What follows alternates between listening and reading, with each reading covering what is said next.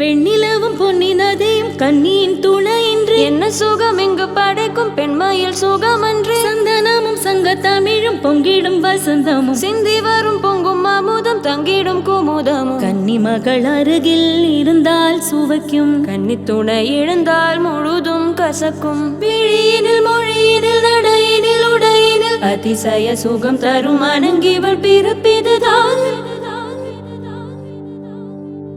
மண்ணில் இந்த காதலன்றி யாரும் வாழ்தல் கூடுமோ எண்ணம் கன்னி பாவையின்றி ஏழு ஸ்வரம் தான் பாடுமோ பெண்மையின்றி மண்ணில் இன்பம் ஏதடா கண்ணை மூடி கனவில் வாழும் மானிடா